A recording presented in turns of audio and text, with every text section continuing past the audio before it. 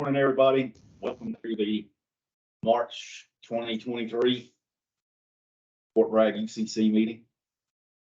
A lot of the same faces in here. A few faces we haven't seen in here before. We know who they are, but we haven't seen them in here before.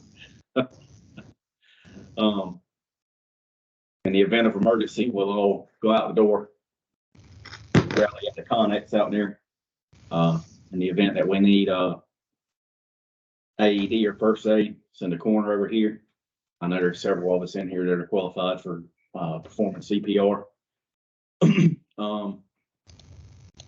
than that, I'll go ahead and let Parrish do his presentation, and then we can have a discussion after. All right, thanks, sir.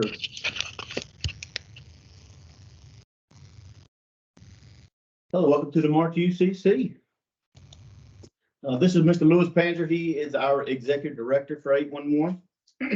And these are his comments. So it feels like spring is sprung. And what he meant by that was the volume of tickets that we're receiving across the state of North Carolina. And you'll see the numbers here in a minute that, folks are just blowing it up. The weather's starting to change with the daylight, bringing forward daylight savings time on here. More folks are outside, especially in the afternoon, so they're doing more work.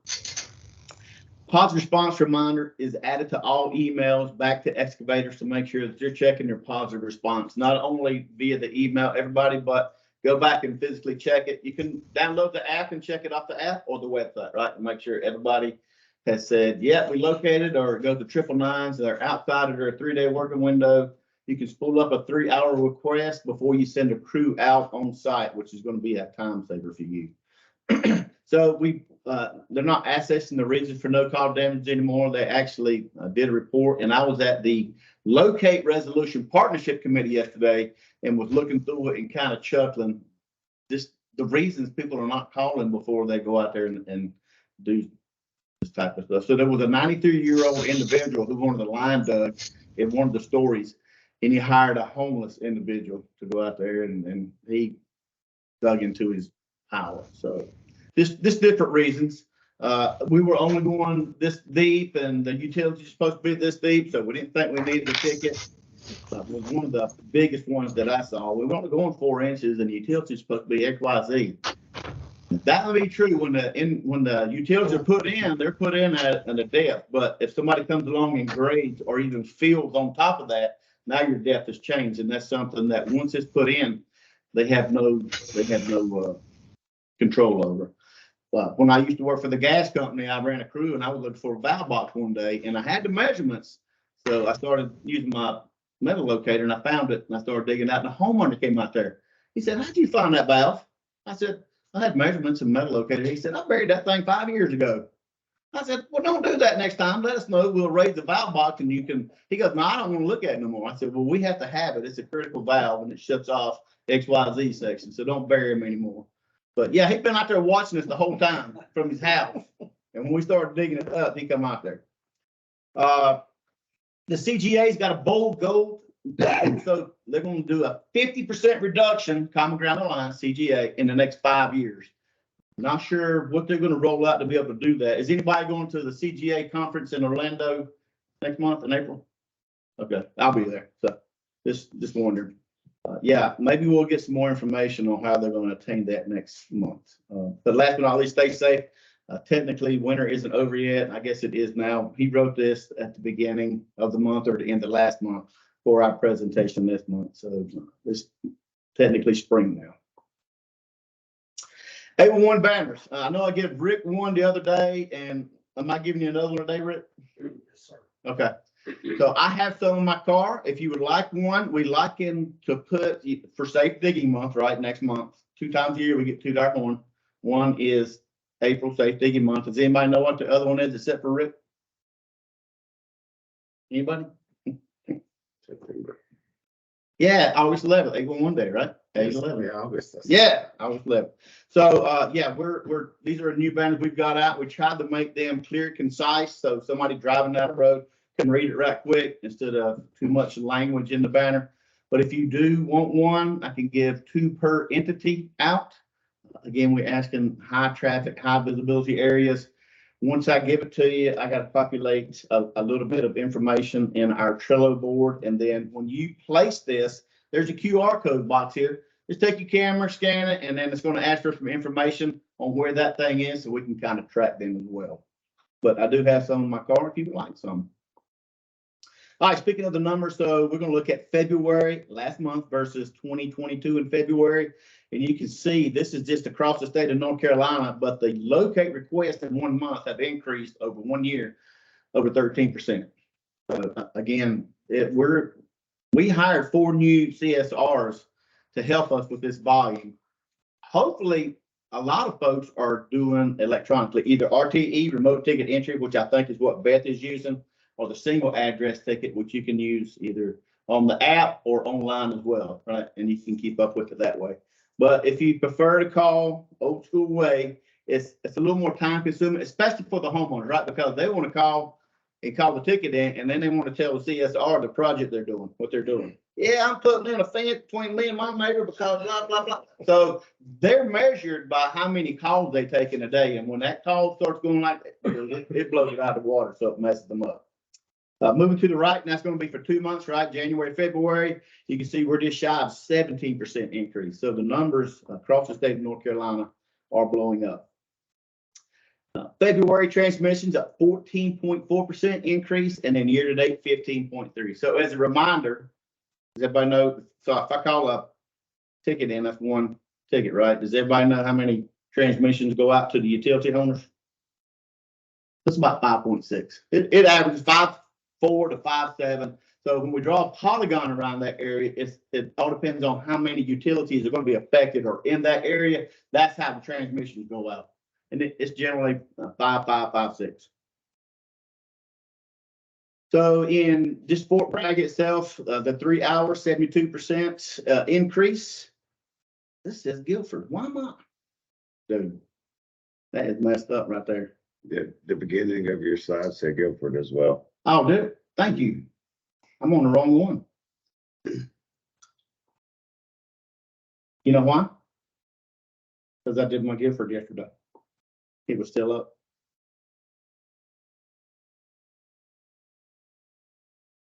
I apologize. That says Fort Bragg, doesn't it? We're good now. Now I got to share it with the folks online again. Oh, I'm still sharing. You guys good now? Jim, you should have caught that, buddy. I'm going to ask you what's up, Oda. I'm just sitting here taking it all in. You was just chuckling the whole time, wasn't you? Okay, so the 3 hours from Fort Bragg. Now we're on the right slide. Fort Bragg again didn't change, and a lot of this is because Beth controls everything that goes on in Fort Bragg. The new tickets actually decreased about 40% in the ticket updates. Let me get my little laser pointer going on the Fort Bragg presentation. And the ticket updates actually went down.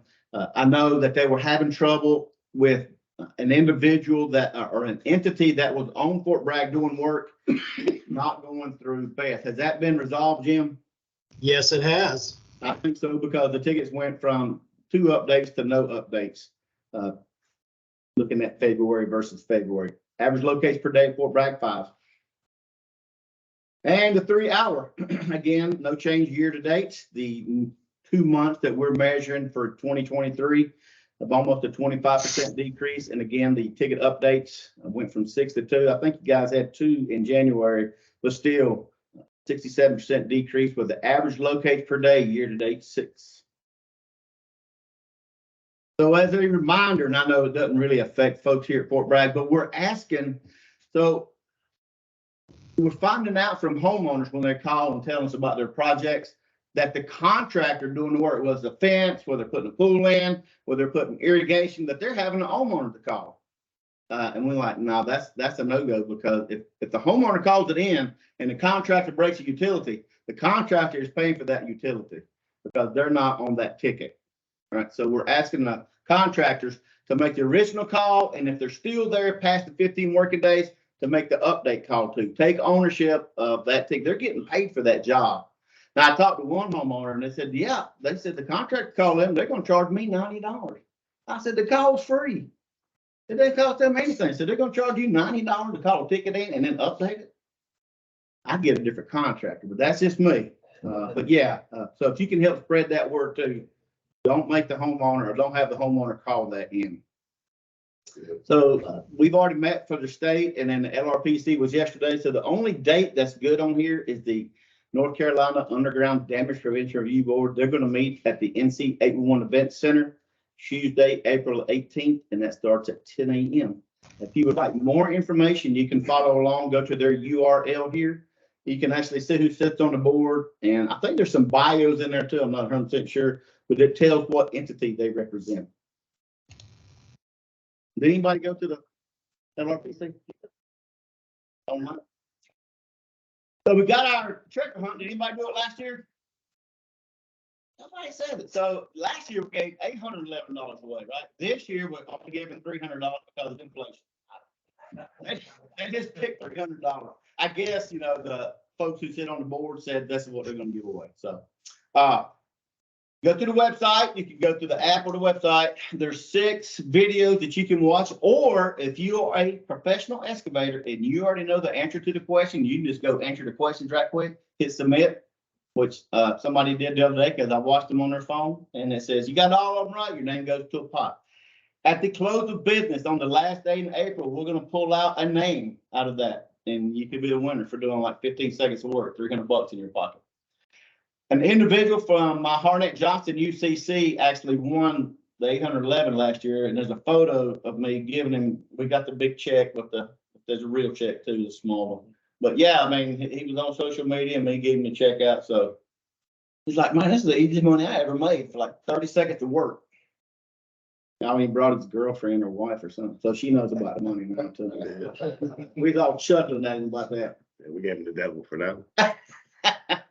Hey, 811, along with Piedmont Natural Gas, thank you for partnering with us. In the Charlotte area, we're going to be down at Charlotte Checkers, and that's going to be next Friday for a takeover.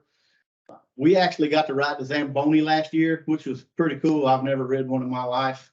But yeah, they had little breaks during all the action, and we got to ride around the ice and clean it. And then Safety Sam got to ring the bell to start the whole contest, and then 811 is actually out there. You guys are going to have somebody from, I think, Charlotte office help manning the table, and we've got a lot of 811 giveaways while we're out there as well. I know this has already passed, but WIC Week, Women in Construction, was March 5th through the 11th.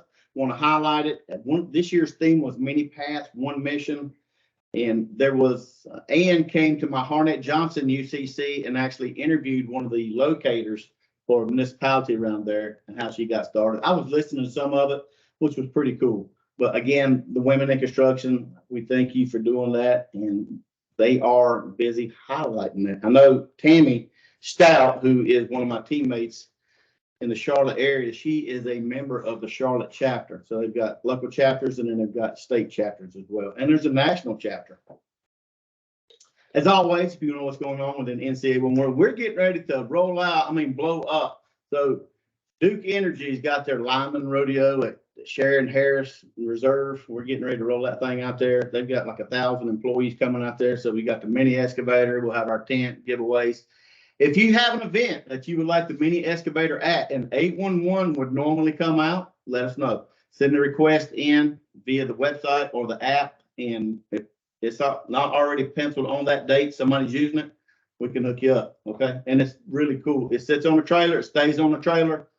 Kids that can't even reach the daggone levers can get up there with some help of some adults, right? And scoop up the balls and drop them in a bucket. So their eyes really light up. A lot of folks who are working in the office who don't get a chance to do that, that's their chance to get out there and physically play with that to see what it's like to be an excavator. All right. So you're going to the joint UCC coming up in May? Yeah. So we're inviting the chair and the co-chair, and the secretary, but they're blowing me off at the Fort Bragg UCC. But it's okay, man. If you get a chance to go, there's a lot of vendors there. There's some really good speakers, and they usually have somebody, a local historian, that'll come up and tell some folklore, which is always really cool. But yeah, we've got a lot of vendors there, and don't get a chance. There'll be breaks. You can go out and visit the vendors. They highly recommend you go out and do that. The vendors get a chance to go up there and get in front of the audience and talk. Some of the classes are continuing education hours as well that you can get. For some of the classes, they usually take your PE number down and say you were there, and you'll get some Education hour. So this one, I think, was in 2019 that we hosted in North Carolina. Then the pandemic hit and it all got shut down. I think they tried to do it online at one time, but it was a no-go.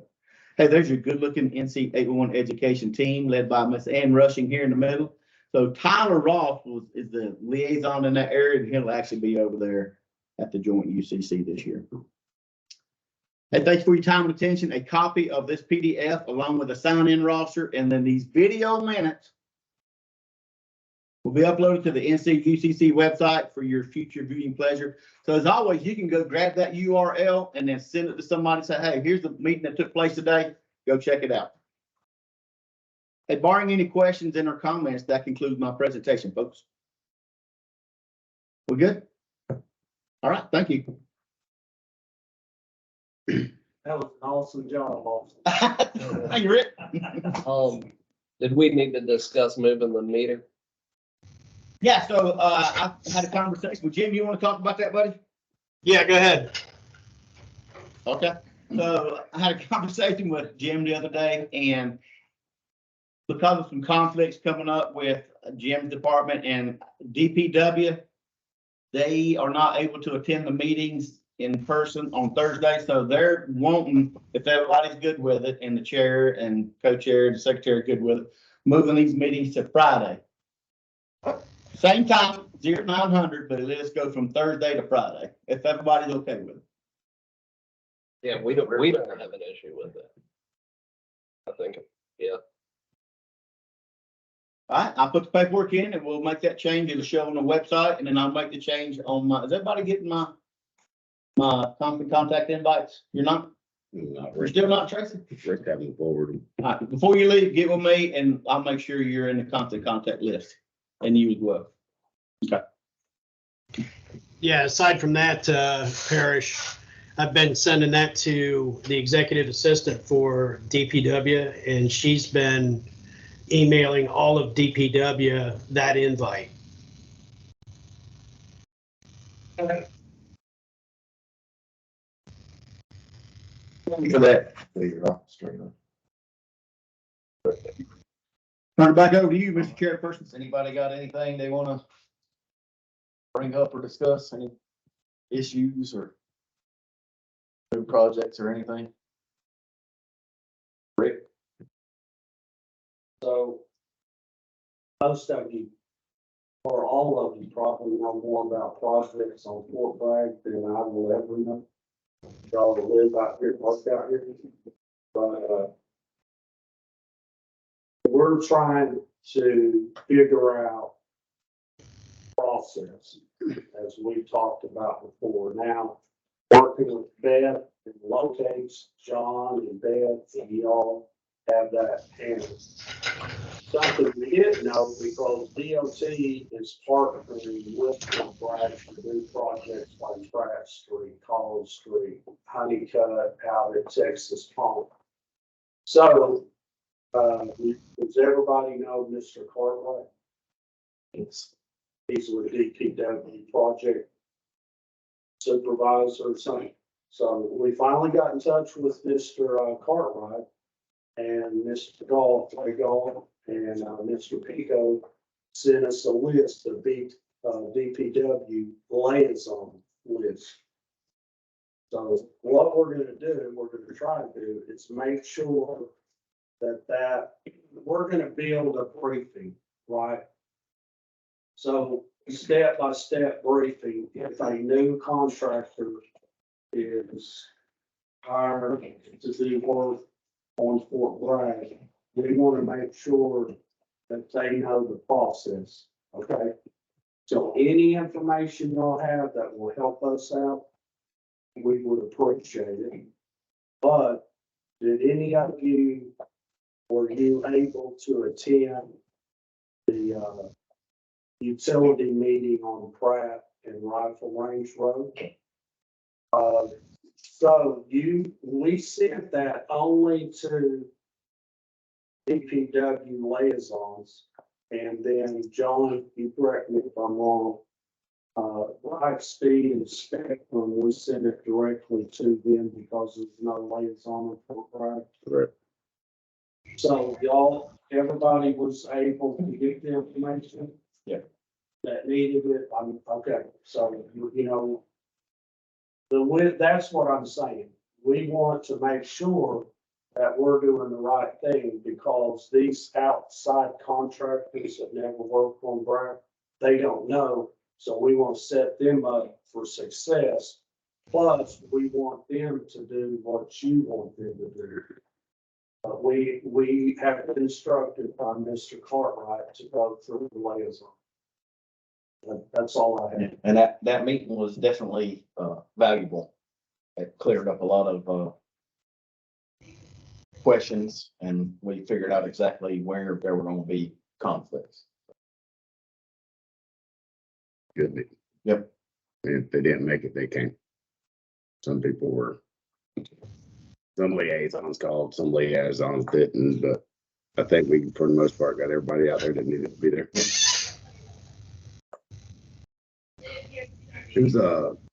Who's locating y'all's new stuff? We are.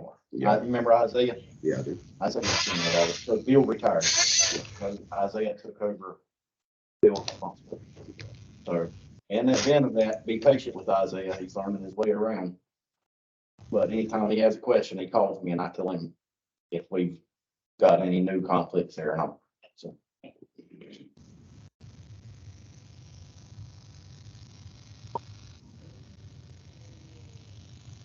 Anybody else got anything? Nothing new on the electric side. Electric vehicle charging stations. You guys are really putting those in on Bragg? Yep, they put in some solar power on the studio, didn't they? 48 of them right now. I got a question you might be able to answer without me going through the ACP. Are we gonna have to change our badges come June 5th or 2nd or whenever it changes? The official base name change. Yeah, I haven't heard. Or You know will anything about Bragg it? You heard continue anything? to let us in? Haven't heard nothing. You know, Jim? No, you're not gonna have to change your badge. Okay, they'll change it when it expires. Yeah, They have the ink to be able to print them. Yeah, with a machine that can do it. Yeah. Check.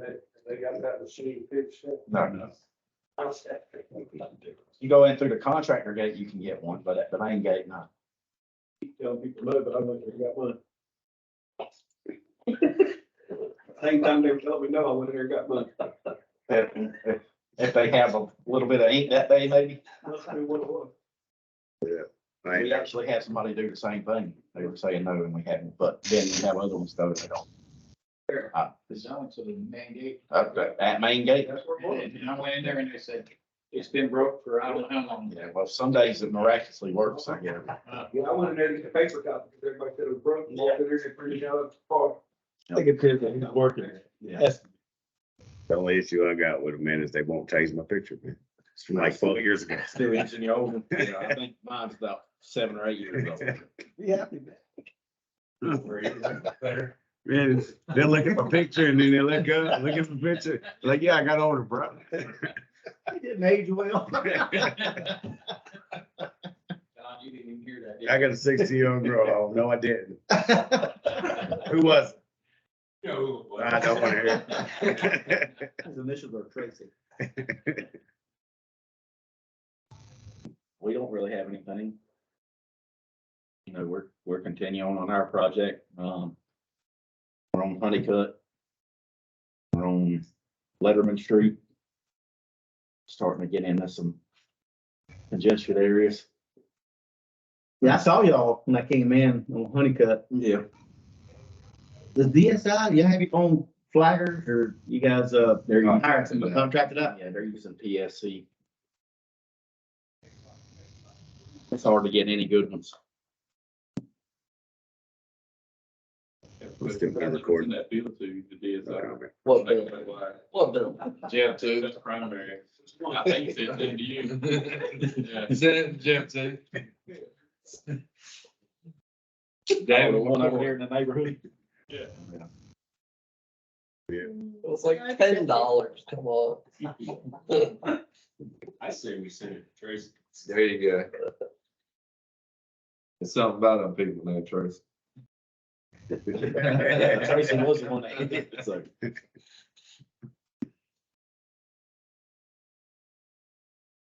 That's all I got. Unless anybody's got anything else. Business as usual. Appreciate everyone coming. When's the next time we're gonna meet, Perry? Got to do something, man. What is it, 26th of May? What is it, April, May, 26th, right? Friday, Yeah. That'd be 28. 28th, Friday. Sorry. You're right. It's the 26th. Yeah, 26th of May. Yeah. You're right. We'll send it out, Bill. 26th. All right. Yep. All right, let me turn the recording off so John can be real.